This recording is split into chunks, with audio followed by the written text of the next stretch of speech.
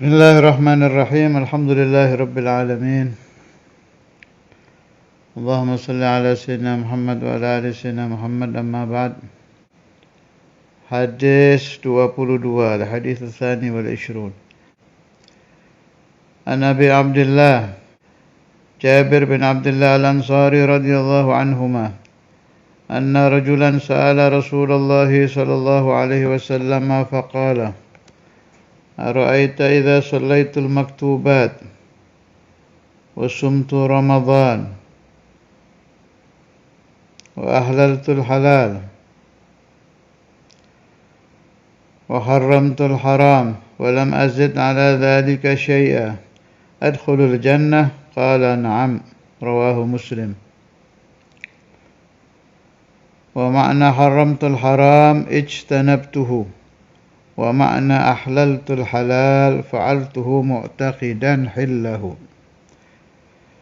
Sayyidina Jabir sahabat, abahnya juga sahabat, Sayyidina Abdullah. Hadis ini diriwayatkan oleh Sayyidina Jabir bin Abdullah al-Ansari. Beliau salah satu muksirin, masuk di kelompok sahabat yang banyak meriwayatkan hadis. Wal mukthiruna fi riwayatil athar Abu Hurairah yalih Ibnu Umar wa Anas wal bahru kal khudri wa Jabirun wa zawjatun nabiyyi. Beliau meriwayatkan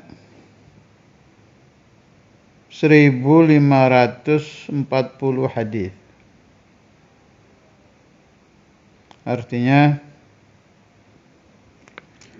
salah satu sahabat yang banyak mengambil hadis-hadis dari Rasulullah sallallahu alaihi wasallam.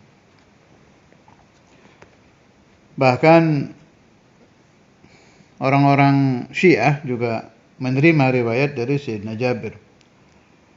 Naam, bukan berarti karena kelompok Syiah mengambil hadis kemudian kita mengikuti. Tidak, kita nggak ada urusan Syiah cocok dengan Sayyidina Jabir atau nggak cocok dengan Sayyidina Jabir. Kita tetap mengakui Sayyidina Jabir sahabiyun azim minal mukthirin fi riwayat hadis Rasulullah sallallahu alaihi wasallam. Ayah beliau juga luar biasa ini, Sayyidina Abdullah al-Ansari. Di sini ada cerita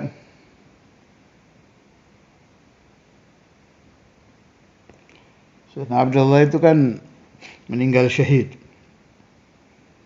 Abu Sayyidina Jabir. Qala an-nabiy sallallahu alaihi wasallam li ibnihi Jabir, ay bunayya, ألا أبشرك أن الله عز وجل أحيا أباك؟ فقال تمنى. فقال أتمنى يا ربي أن تعيد روحي وتردني إلى الدنيا حتى أقتل مرة أخرى؟ قال إني قضيت أنهم إليها لا يرجعون. Ini terkenal ini cerita di syarah-syarah hadis. Allah Ta'ala menghidupkan ayah Sayyidina Jabir. Wahai anakku, kata Rasulullah SAW kepada Sayyidina Jabir, aku memberi kabar gembira engkau, sesungguhnya Allah Azza wa Jal menghidupkan ayahmu. Kemudian Allah berfirman kepada Sayyidina Abdullah, tamanna, berangan-anganlah kepadaku. Jadi minta apa aja dikasih. Perhatikan ini, ajib ini. Ini menunjukkan bahwa riwayat yang menerangkan bahwa orang-orang yang meninggal syahid, para syuhada al-ma'rakah, orang-orang yang meninggal di peperangan fisabilillah itu betul-betul merasa ladzah, merasa nikmat. Jadi kematian itu bukan siksaan, tapi sebuah kenikmatan. Mana buktinya? Ini, cerita ini. Faqala atamanna ya Rabbi, aku berangan-angan wahai Tuhanku. Jadi ya Allah, saya minta engkau kembalikan ruhku dan engkau kembalikan aku ke alam dunia supaya aku bisa dibunuh lagi di dalam peperangan sehingga meninggal syahid. Padahal minta apa aja dikasih itu, tapi yang dipilih itu. Ingin balik lagi ke alam dunia supaya bisa dibunuh lagi di dalam jihad fisabilillah dan bisa lagi meninggal syahid. Qala inni qadaitu annahum ilaiha la yarji'un. Allah Ta'ala berfirman kepada Sayyidina Abdullah, aku telah menakdirkan bahwa orang yang sudah meninggal tidak bisa lagi kembali ke alam dunia. Dari ayah yang luar biasa ini lahir Sayyidina Jabir bin Abdullah. Sayyidina Jabir bin Abdullah minal mu'ammarin. Dan di akhir-akhir umurnya beliau diuji tidak bisa melihat, karimul ainain.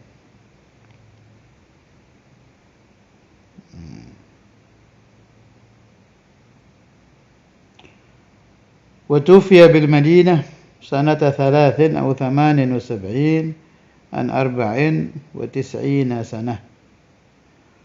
Ketika beliau wafat, beliau sudah sampai umur 94 tahun. Ada cerita unik tentang umur panjangnya Sayyidina Jabir. Saya dapat riwayat ini di salah satu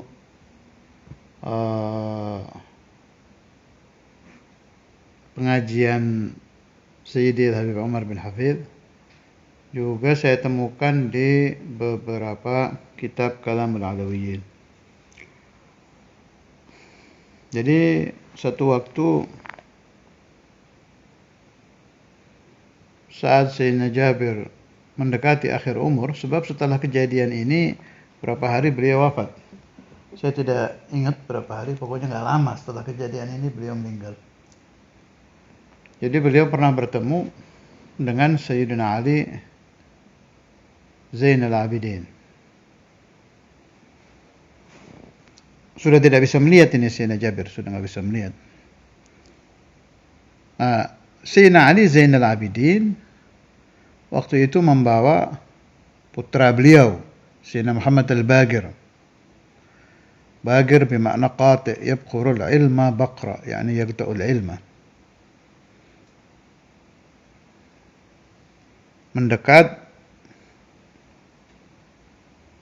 Sayyidina Muhammad al-Baqir sampai bersentuhan, musafahah. Jelas ya itu sahabat panjang umur, sahabat tua, ya pastilah Sayyidina Ali Zainal Abidin yatabarrak, ingin mengambil berkah dari beliau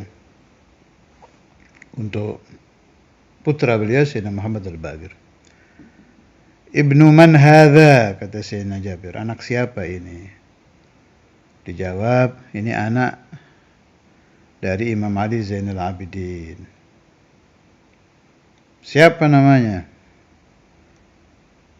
Dibilang Muhammad al-Baqir. Apa kata Sayyidina Jabir? Inna jaddaka yuqri'uka salam. Sesungguhnya kakekmu kirim salam kepadamu. Padahal Nabi Muhammad sudah lama meninggal. Kan wafatnya Sayyidina Jabir Utufiya bil Madinah sanata 3 atau 78 tahun 73 atau 78 Hijrah, di zaman Sayyidina Ali Zainal Abidin. Ali Zainal Abidin saja itu anak dari Sayyidina Husain. Zainal Abidin ibn Husain ibn Fatimah binti Rasulullah sallallahu alaihi wasallam. Inna jaddaka yuqri'uka salam. Sungguhnya kakekmu Rasulullah sallallahu alaihi wasallam kirim salam kepadamu. Heran Sayyidina Ali Zainal Abidin dan orang-orang yang ada di situ. Kaifa hadza? Bagaimana ini kok sampai Sayyidina Jabir berkata Nabi Muhammad kirim salam kepada cicit berarti ya, bukan cucu lagi, cicit. Sayyidina Muhammad al-Baqir bin Ali Zainal Abidin bin Husain. Husain bin Fatimah. Sayyidina Husain aja udah cucu kan. Lalu cerita Sayyidina Jabir, suatu waktu Rasulullah SAW sedang bersama Imam Al-Husain. Kemudian Sayyidina Jabir ada di situ. Rasulullah bersabda, "Yuladu libni hadza." Anakku ini akan punya anak namanya Ali. Zainul Abidin, hiasannya orang-orang yang ahli ibadah. Dan Ali Zainul Abidin ini nanti di hari kiamat nada munadi liyagum sayyidul abidin fayagumu ibni hadza. Akan ada panggilan di nanti yaumul qiyamah, di hari kiamat ini, supaya berdiri pimpinannya orang-orang ahli ibadah. Gak ada yang berani berdiri kecuali ini satu ini. Faqama Aliyun Zainul Abidin. Dan dari Ali Zainal Abidin ini akan lahir anak yang namanya seperti nama saya, Muhammad. Yabkhurul ilma baqra. Yang akan memotong ilmu, artinya sangat alim. Fa idza laqitahu ya Jabir fa aqri'uhu minni salam. Kalau engkau bertemu dia, wahai Jabir, katakan aku kirim salam kepadanya. Qala Sayyidina Jabir, fa'alimtu annahu yatulu liyal amad.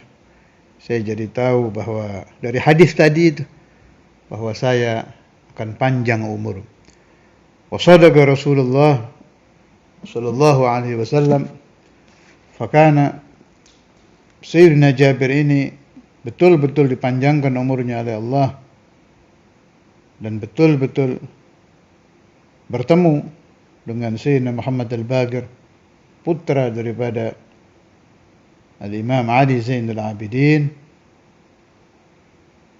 sesuai yang disabdakan oleh Rasulullah SAW. Umur beliau memang panjang, tadi sudah saya sampaikan, sampai 94 tahun. Tidak lama setelah itu beliau berpulang ke rahmatullah. Rahimahullah wa rahimah jami'a ashabi Rasulullah sallallahu alaihi wasallam wa ahli baiti Rasulillah wa dhurriyyati Rasulillah wa nafa'ani wa iyyakum bi asrari wa barakatil jami' amin. Anna rajulan, seorang laki-laki bertanya kepada Nabi, faqala ara'aita ay akhbirni bima ta'lamuhu. Beritahukanlah kepadaku,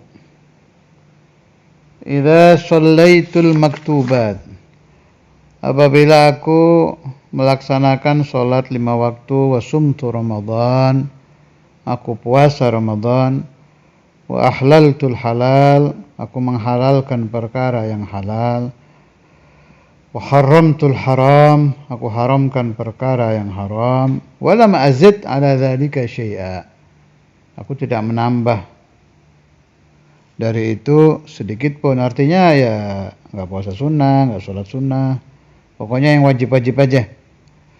Adkhulul jannah, apakah aku akan masuk surga? Qala na'am. Rasulullah sallallahu alaihi wasallam menjawab, iya. Rawahu Muslim. Wa makna haramtul haram, artinya haramtul haram ijtanabtuhu, aku menjauhi perkara haram. Wa makna ahlaltul halal fa'altuhu mu'taqidan hillahu, arti dari ahlaltul halal, aku melakukan dengan i'tiqad kepada halalnya perkara itu. Jadi kalau ada orang berprinsip pokoknya yang wajib-wajib aja, silakan aja, asal benar. Tapi ada pembahasannya ya, asal benar. Sedangkan orang, ini contoh sholat subuh aja. Sholat subuh 2 rakaat. Ya, kalau orang sholatnya benar memang udah cukup. Itu nggak bisa diganti dengan sholat sunnah berapa kali pun nggak bisa. Tapi tolong dipaham, ruhus shalah adalah hudurul qalbi wal khusyu'u fiha. Hadirnya hati dan khusyuknya hati di dalam sholat. Rata-rata sholat orang gak ada yang khusyuk.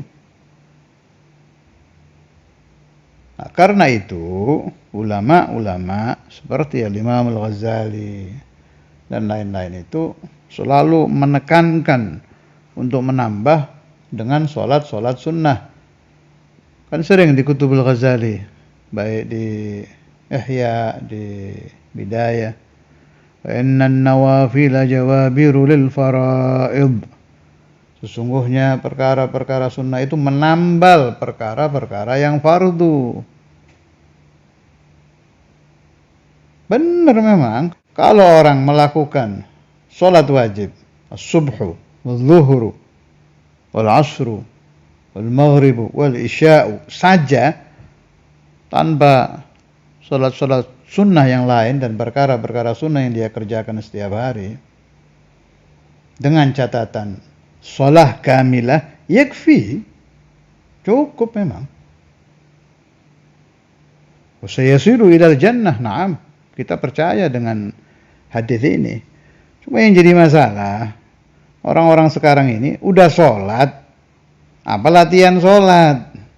Sholat wajib kita itu dengan syurut, arkan, mubtilat yang ada di kitab-kitab Syafi'iyah, ya enggak pas. Apalagi kita masuk ke dalam masalah hudurul qalbi, hadirnya hati, khusyuk fi shalah, ya enggak masuk juga. Jadi jangan setelah membaca hadis ini, oh ini ada hadis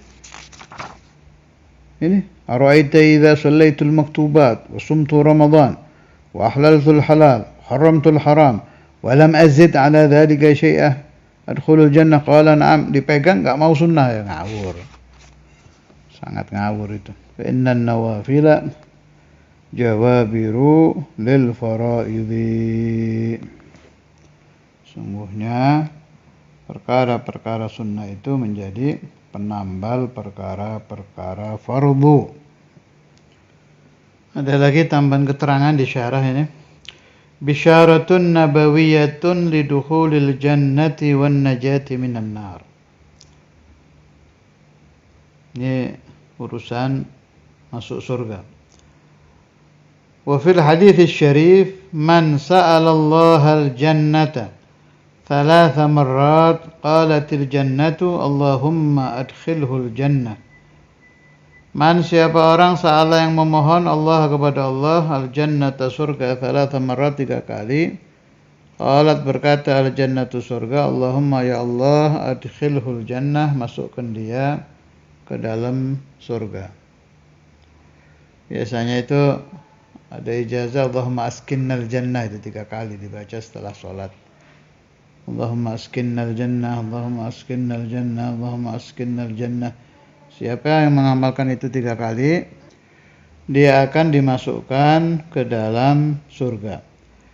Wa man istajara minan nari thalatha marrat, siapa-siapa yang meminta selamat dari neraka 3 kali, qalatin naru Allahumma ajirhu minni, ya Allah selamatkan dia dari aku. Itu biasa kan terkenal kalau itu, Allahumma ajirna minan nar, Allahumma ajirna minan nar, Allahumma ajirna minan nar.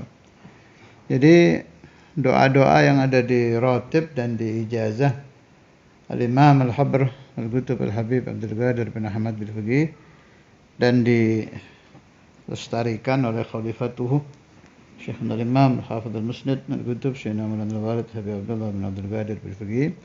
Setelah kita baca di syarah-syarah hadis itu ada dalilnya semua. Bahkan qad allaf habaibuna wa ulama'una kitab-kitab syarah seperti syarah Ratibul Haddad, syarah Ratibul Attas. Lihat aja di situ, semua ada marojeknya itu.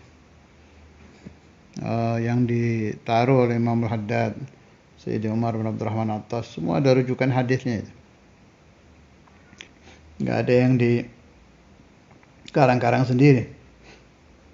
Naam, kadang kita nemu dalilnya setelah lama gitu. Memang ada yang berasal dari aulia, ada memang. Atau dari Sayyidul Khadir, ada. Itu ya tidak ada masalah kan, yang penting ada marojeknya. Kalau tidak dari hadis, dari al-aulia was-salihin. Satu lagi yang berhubungan dengan masalah jannah, masalah surga. Kita nanti kalau sudah masuk ke dalam surga, Allahumma ja'alna minhum, diterangkan lahum ma yasha'una inda rabbihim. Bagi mereka penduduk surga, apa saja yang mereka inginkan. Ma yasha'un. Ini nas Al-Quran. Jadi pasti benar. Nah, ini ada masalah bagus ini. Lalu bagaimana kalau ada orang memohon kepada Allah Ta'ala perkara-perkara yang tidak mungkin terjadi, yang tidak mungkin diijabah ketika di alam dunia. Contoh, orang ingin menjadi sederajat dengan Nabi Muhammad Sallallahu Alaihi Wasallam, atau yang lebih top lagi, ingin makomnya lebih tinggi dari Rasulullah Sallallahu Alaihi Wasallam, dengan beralasan apa saja yang diminta di surga pasti dikasih. Padahal itu mustahil. Nabi Sallallahu Alaihi Wasallam menjadi Sayyidul Anbiya wal Mursalin, Sayyidul Khalaiqi ajma'in, itu di dunia wal akhirah. Ini saya temukan jawabannya di Fawaidus Syatiriyah Sayyidi Al-Habib Salim bin Abdullah Syatiri, kumpulan ta'lim Al-Allamah Al-Muhaddith Sayyid Alwi bin Abbas Al-Maliki. Waktu beliau menafsiri ayat lahum ma yasha'una inda rabbihim, ay minan na'im, fa kullu insanin yarda bima u'tiyahu fala yatamanna ahadun maqaman la yaliqu bihi ka maqamil anbiya'i war rusul, lianna Allah yasrifu an ahli al-jannati ma la yaliqu bihim fala yatamanna ahadun maqamar rusul wala maqamal anbiya. Jadi jawabannya, setiap penduduk surga itu diberi hati ridha, puas dengan apa yang diberikan Allah Subhanahu wa taala bagi dia orang per orang. Maka tidak terjadi seseorang berangan-angan satu kedudukan yang dia tidak layak menyandang kedudukan itu, seperti maqam para nabi, maqam para rasul. Kenapa? Lianna Allah, ini alasannya, lianna Allah yasrifu an ahlil jannati ma la yaliqu bihim. Allah Ta'ala menghilangkan, memalingkan, meniadakan dari penduduk surga apa-apa yang tidak layak. Jadi kalau bahasa saya gampangannya gini loh. Surga itu tempatnya ahlullah. Maka mustahil, ini bahasa saya, maka mustahil akan muncul di dalam hati ahlul jannah hal-hal yang tidak sesuai dengan ridha Allah. Enggak mungkin lah minta maqam Nabi Adam, maqam Nabi Nuh, maqam Nabi ini, Nabi itu. Bahkan maqam Sayyidul Khalaiqi ajma'in, Sayyidul Wujud, Sayyidul Anbiya wal Rasul, Maulana Muhammad Rasulullah sallallahu alaihi wasallam. Ini halaman 23 yang ingin pakai maroje dari Fawaidus Syatiriyah minan Nafahatil Haramiyah al-Juz' Tsani, karangan Sayyidi Al-Habib Salim bin Abdullah Syatiri, kumpulan daras pengajian dari Sayyidi Al-Habib Alwi bin Abbas Al-Maliki. Ini bagus sekali, boleh dikasih, yang punya kitabnya boleh digarisbawahi, itu cakep ini pembahasan. Sebab memang menjadi pertanyaan yang sulit dijawab. Katanya minta apa aja di surga dikasih. Kalau saya minta makamnya para nabi nggak dikasih. Kan bertentangan dengan ayat Quran. Lahum ma yasha'una inda rabbihim. Itu jawabannya yang tadi saya baca. Ada lagi untuk tambahan pembahasan yang saya dapat dari ba'du masyayikhina radhiyallahu ta'ala anhu wa anhum wa jami' masyayikhi. Jadi gini, Sayyidina Abu Bakar Siddiq itu kan pimpinannya Arifin min ummati Sayyidina Maulana Muhammad sallallahu alaihi wasallam. Ya otomatis beliau di surga nanti, surganya yang paling tinggi dibanding kita maksudnya ya, kalau dibanding para nabi ya di bawahnya. Otomatis surganya paling tinggi, ma'rifatnya, kemudian an-nazar ila wajhillahil karim lebih banyak dari kita, dan lain-lain min na'imil jannah, min sayyidina Maulana Muhammad dan lazaidil jannah, pasti di atas kita lah. Nah, tapi beliau masuk surga itu per detiknya kan naik itu nikmat. Jadi di surga itu nikmat gak berhenti, tambah gitu.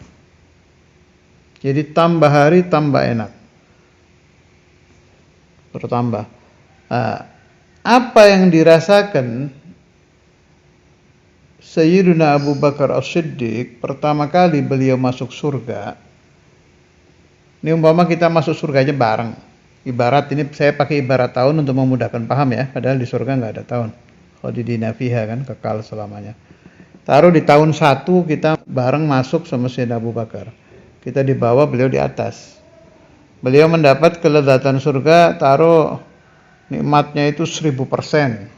Nah, kita 100%, Sayyidina Abu Bakar 1000. Nah, kita nanti akan sampai ke 1000 ini gitu. Tapi setelah beliau melewati kemana-mana sudah. Tapi kita bakal nyampe ke situ. Nah, makanya meskipun kita sampai kapanpun ingin mendapat makam Sayyidina Abu Bakar As-Siddiq radhiyallahu taala anhu tidak mungkin. Ingin mendapat makam Syekh Abdul Qadir Al-Jailani persis seperti beliau nggak mungkin, bukan kelas kita lah. Tapi kita akan menemukan madzaqu yang mereka rasakan walau ba'da hin, meskipun setelah waktu yang lama. Ini saya pakai bahasa waktu, padahal di sana ya abadal abad kan, selama-lamanya. Itu pemahaman yang saya dapat dari ba'du masyayikhina. Ada lagi pemahaman dari ba'dul ulama, pada pembahasan bagus juga masalah jannah. Jadi beliau membahas begini, kita itu harus meminta, aukamakal ya, ini pemahaman aja, pembahasannya sih panjang itu. Saya ringkas, mafhumnya begini, kita harus meminta supaya kita nanti di surga dikumpulkan bersama Rasulullah SAW. Apakah mungkin?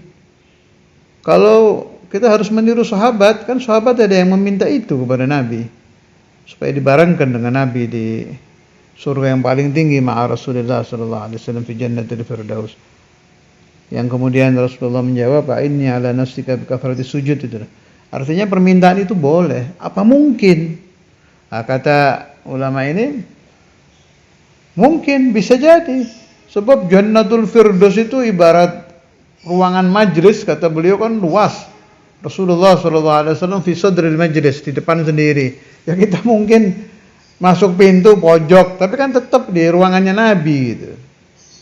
Itu pemahaman beliau juga sangat bagus, membuat kita semangat untuk memohon kepada Allah Azza wa Jalla agar kita nanti di dalam surga, bukan di surga lain, tapi di jannah alladzi fiha Rasulullah sallallahu alaihi wasallam, di jannah yang dikhususkan untuk Rasulullah sallallahu alaihi wasallam. Kita orang yang tidak khusus tapi bisa nempel, tapi di ujung. Apa-apa. Yang penting kan fi majlisi Rasulullah sallallahu alaihi wasallam. Allahumma inna nas'aluka ridhaka wal jannah wa na'udzubika min sakhatika wan nar. Wassallallahu ala sayyidina wa maulana Muhammad wa ala alihi wa sahbihi wasallam. Walhamdulillahi rabbil alamin.